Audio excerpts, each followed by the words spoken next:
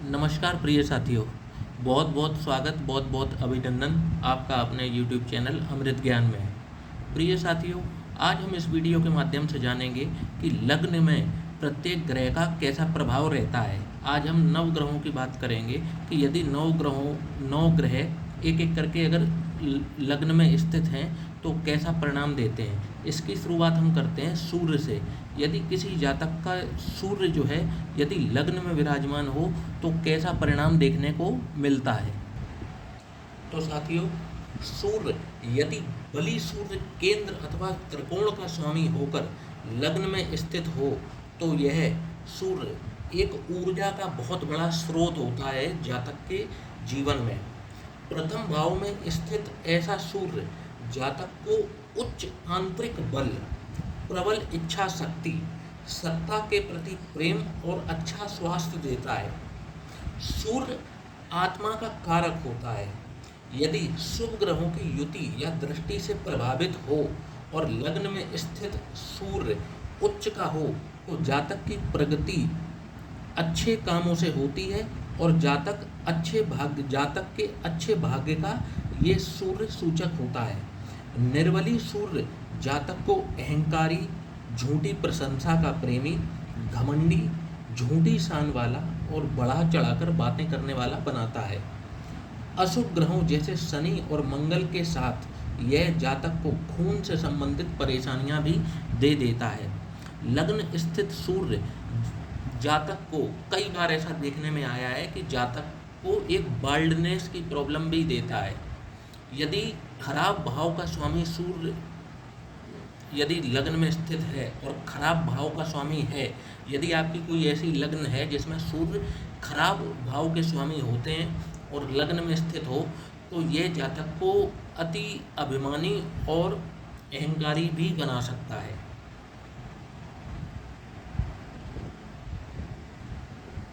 अब यदि किसी भी जातक के चंद्रमा यदि लग्न में विराजमान हो और ये चंद्रमा पूर्ण वर्गोत्तम होकर लग्न में स्थित हो तो जातक को शक्तिशाली राजा या राजा के समान बनाता है। ऐसा जातक अत्यंत दयावान होता है, मानवतावादी होता है, कार्य संपूर्ण करने की ऊर्जा का स्रोत इसके अंदर होता है। जिस कार्य को अपने हाथ में लेता है उसको पूर्ण अवश्य करता है। यात्राओं का ऐसा व्यक्ति शौकीन होता है। लग्न में स्थित चंद्रमा मानसिक शक्ति और समृद्धि भी देता है। ऐसा जातक प्रेम करने वाला, सिद्धांतवादी, यात्री, शोधकर्ता और अच्छा लेखक होता है। चंद्रमा से शनि की युति जातक को भ्रम की स्थिति पैदा करती है और भ्रामकता देती है। मंगल की युति स्त्रियों में मासिक धर्म संबंधित व्याधि के साथ साथ जातक को निर्भयता भी देती है। जातक को साहसी भी जातक होता है। यदि चंद्रमा के साथ में मंगल स्थित हो जाए तो जातक साहसी भी होता है। राहु की युति में वादोन्माद बनाती हैं। बृहस्पति की युति समृद्धि देती है। धन संपत्ति एवं उच्च विचारों के लिए शुभ होती है। निर्बली चंद्रमा जातक को अस्थिर, अविश्वासी, बार बार विचार बदलने वाला, व्यर्थ में घूमने वाला और चिड़चिड़ा और लक्ष्य विहीन बनाता है। अब बात करते हैं यदि किसी जातक की, तो यदि लग्न में मंगल स्थित है और यदि मंगल उच्च अथवा स्वराशि का होकर लग्न में स्थित हो तो रोचक नामक का पंच महापुरुष राजयोग का निर्माण करता है और ऐसे जातक को उसका साहस और पराक्रम बहुत उच्च स्तर का होता है। ऐसे जातक को उत्तरदायित्व की भावना, दूसरों के प्रति शुभ भावनाएं, सत्यता देता है। ऐसा जातक भय के नाम से भी परिचित नहीं होता, मतलब निर्भय होता है। ऐसा जातक आकर्षक एवं तेजस्वी होता है। ऐसे व्यक्ति का एकदम मस्कुलिन टाइप की जो एक शरीर होता है, मस्कुलिन टाइप का शरीर ऐसे जातक को प्राप्त होता है। ऐसे जातक के चेहरे पर घाव का निशान अवश्य देखने को मिल जाता है और इनके चेहरे पे एक लालिमा लिए हुए चेहरा इनका दिखाई पड़ता है। इनके अंदर अद्वितीय साहस होता है और इनका एनर्जी लेवल भी काफ़ी हाई रहता है।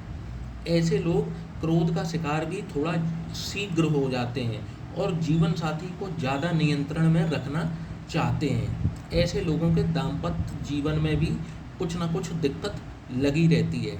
लग्न में स्थित यदि मंगल पीड़ित हो जाए तो जातक को स्वास्थ्य संबंधी परेशानियां एवं दुर्घटनाओं का भी ये सूचक है कि जातक के जीवन में दुर्घटनाएं भी कुछ ज़्यादा होंगी और जातक का स्वास्थ्य भी कुछ अस्वस्थ सा ही रहता है। अब बात करते हैं यदि लग्न में, तो यदि किसी जातक के लग्न में बुध विराजमान है और यही बुध उच्च अथवा स्वराशि का होकर के लग्न में स्थित हो तो भद्र नामक पंच महापुरुष राजयोग का निर्माण करता है। ऐसा बुध जातक को बुद्धिमान बनाता है, नवीन ज्ञान में रुचि लेने वाला बनाता है, खेलों में सम्मान मिलता है ऐसे जातक को, व्यवसाय में लाभ होता है और ऐसा व्यक्ति ऐसे व्यक्ति को तत्परता देता है। आज के समय के अनुसार ऐसा व्यक्ति आईटी, इंटरनेट में निपुण होगा, अच्छी वाक शक्ति, स्मरण शक्ति, ज्योतिष में रुचि लेने वाला जातक होता है। यदि अब यहाँ पर निर्बली बुध स्थित हो जाए तो कैसा परिणाम देखने को मिलेगा, और यदि अशुभ भावों का स्वामी होकर के लग्न में स्थित हो जाए तो कैसा परिणाम देगा, तो ऐसे व्यक्ति को निर्बली बुध जातक को शीघ्र घबराने वाला बनाता है, विशेष करके राहु के साथ होने पर मानसिक अवसाद देता है, त्वचा एवं नाड़ी संबंधित परेशानियां देता है और बार बार विचार बदलने वाला व्यक्तित्व ऐसा जातक का बना देता है। अब बात करते हैं यदि किसी जातक की लग्न में गुरु विराजमान हो जाएं तो कैसा परिणाम देखने को मिलेगा। तो यदि बृहस्पति उच्च अथवा स्वराशि का होकर के लग्न में स्थित हो तो हंस नामक पंच महापुरुष राजयोग का निर्माण करता है। ऐसा बृहस्पति जातक को सौभाग्यशाली, आशावादी और सम्मोहित करने वाला व्यक्तित्व का स्वामी बनाता है। ऐसा बृहस्पति प्रत्येक वस्तु को प्रचुरता में देता है और ज्ञान एवं सद्बुद्धि प्रदान करता है। लग्न में स्थित बृहस्पति दिशावली होकर पंचम एवं नवम भाव और सप्तम भाव को परिपूर्ण दृष्टि से देखता है और पूर्व पुण्य एवं भाग्य के भाव को दृष्ट करता है, जिसके कारण वह कुंडली के हजारों दोषों को समाप्त करता है।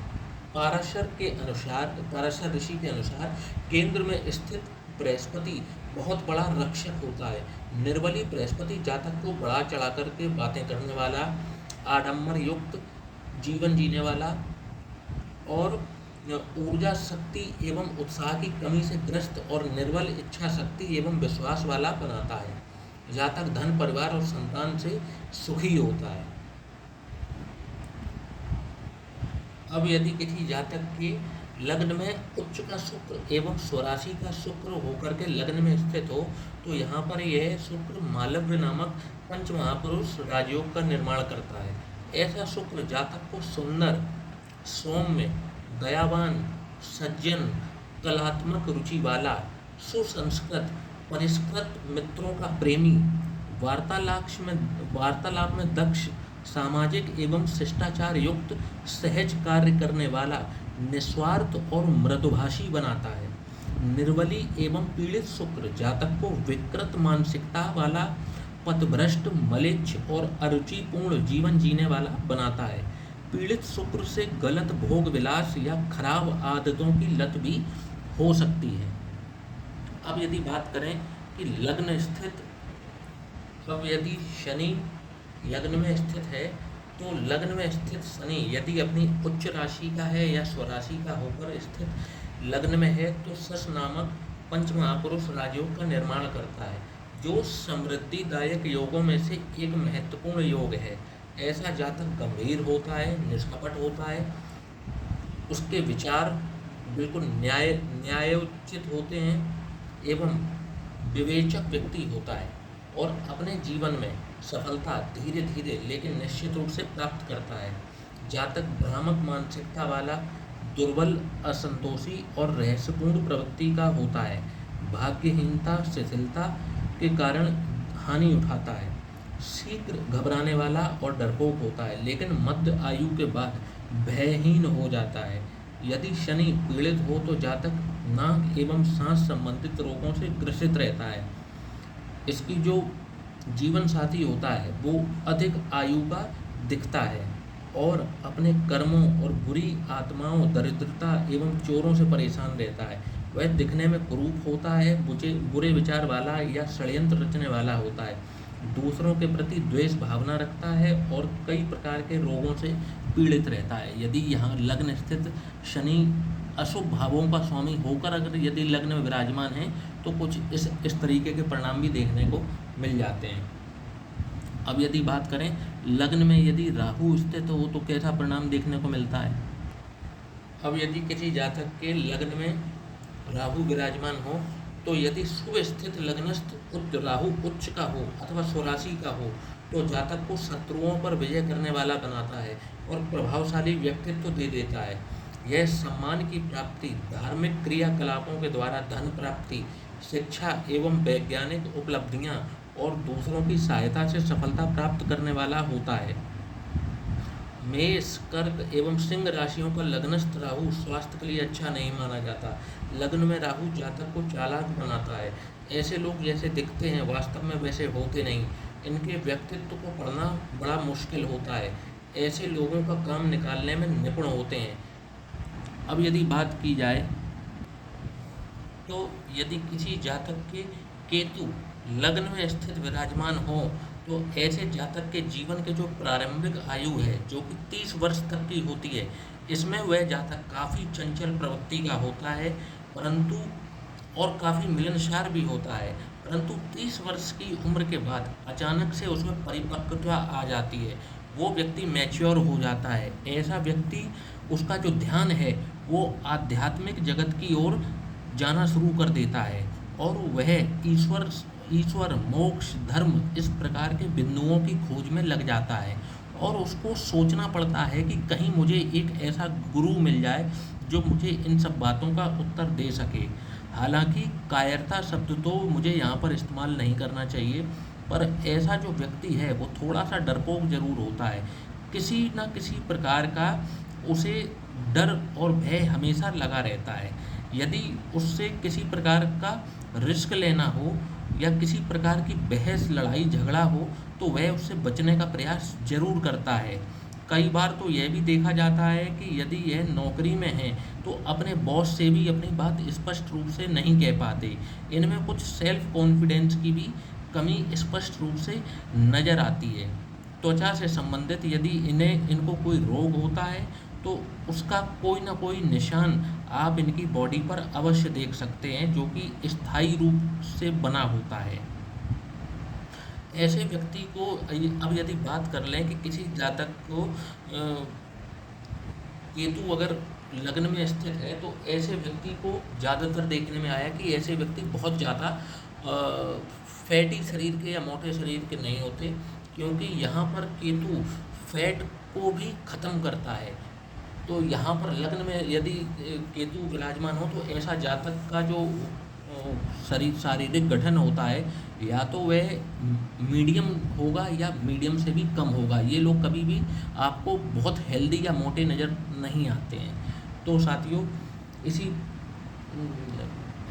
इसी प्रकार से हम आज इस वीडियो का विराम देते हैं और जल्द से जल्द अगले वीडियो के साथ हम फिर प्रस्तुत होते हैं। इसी के साथ में नमस्कार, जय श्री राम।